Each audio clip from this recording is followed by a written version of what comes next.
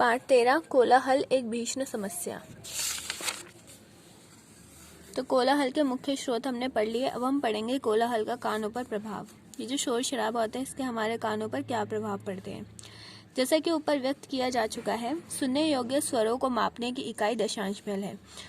यानी कि जो आवाज़ हम सुन सकते हैं उनको मापने के लिए, उनको नापने के लिए जो इकाई यूज़ की जाती है, यूनिट यूज़ की जाती है, उसे दशांश बेल कहते हैं। कोमलतम स्वर जो कि मनुष्य द्वारा सुने जा सकते हैं वे कम से कम 10 दशांश बल के होते हैं।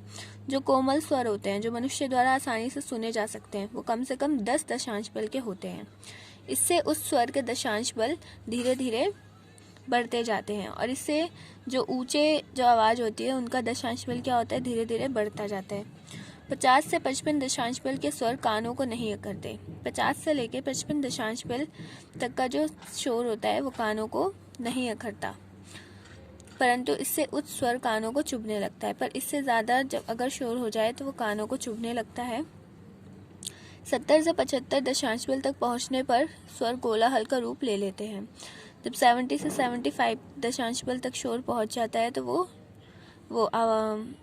किसी की भी आवाज़ पहुंच जाती है किसी भी चीज़ की, तो वो शोर का रूप ले लेते हैं, जो कि मानव के मस्तिष्क पर कुप्रभाव डालने लगते हैं। जो क्या करते हैं, मानव के मस्तिष्क पे, मानव के दिमाग पर बुरा प्रभाव डालने लगते हैं। इस तरह के कुप्रभाव निम्न प्रकार से व्यक्त किए जा सकते हैं और इस तरीके के जो कुप्रभाव है उन्हें इन तरीकों से व्यक्त किया जा सकता है। पहला है 70 दशांश बल को कोलाहल मनुष्य के मस्तिष्क में चिड़चिड़ापन उत्पन्न करता है। जो 70 दशांश बल का जो कोलाहल होता है, जो 70 डेसिबल का जो शोर होता है वो मनुष्य के दिमाग में चिड़चिड़ापन उत्पन्न करता है। इसलिए जो लोग शोर शराबे में रहते हैं वो चिड़चिड़े होते हैं।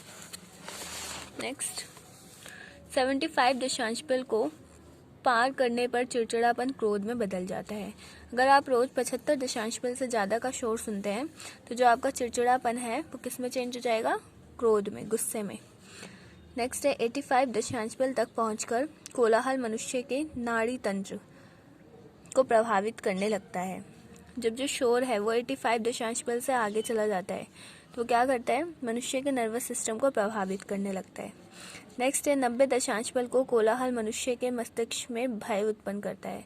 अगर 90 दशांश बल तक शोर आपको सुनाई दे रहा है तो वो आपके मस्तिष्क में एक भय, डर पैदा करेगा, रक्तचाप को बढ़ाएगा और धड़कन भी तेज कर देता है। नेक्स्ट, 100 दशांश बल से ऊपर जाने पर कोलाहल पीड़ादायी होने लगता है। अगर 100 दशांश बल से ऊपर जाता है शोर तो क्या होता है, पीड़ादायी होता है, जिसके फलस्वरूप मांसपेशियां सिकुड़ने लगती हैं। जिसके फलस्वरूप क्या होता है, मांसपेशियां सिकुड़ने लगती हैं तथा आंखों की पुतलियां फैलने लगती हैं और जो आंखों की पुतलियां हैं वो फैलने लगती हैं, जिससे कि देखने में भी परेशानी होती है। यदि कोलाहल लंबे समय तक चलता रहे तो मनुष्य की कार्य क्षमता घटने लगती है तथा खाए हुए भोजन की पौष्टिक ऊर्जा लुप्त होने लगती है। अगर जो शोर शराबा है वो लंबे टाइम तक चल रहा है तो मनुष्य की जो काम करने की शक्ति है वो घटने लगती है और जो वो खाना खाता है उस भोजन की पौष्टिक ऊर्जा भी लुप्त होने लगती है। यही नहीं, कोलाहल निंद्रा में भी विघ्न डालता है और जो शोर शराबा है वो हमें सोने भी नहीं देता ढंग से। बात भी आपको पता है, सर्वाधिक हानिकर कोलाहल वह होता है जो अचानक तथा अप्रत्याशित रूप से प्रकट होता है। सबसे ज़्यादा हानिकारक, सबसे ज़्यादा नुकसानदायी तो वो शोर होता है जो अचानक से आता है, जैसे कि अकस्मात बजा हुआ हॉर्न। जो अचानक से हॉर्न बज गया है, सीटी बज गई है, सीटी की तीखी आवाज़, ठीक है। छिद्र करने वाली यंत्र, जो ड्रिलिंग मशीन होती है उसकी कपकपाहट यानी घरघराहट और कोलाहल शोर, ये क्या होते हैं, अचानक से आने वाले शोर होते हैं। ये बहुत ज़्यादा नुकसानदायी होते हैं।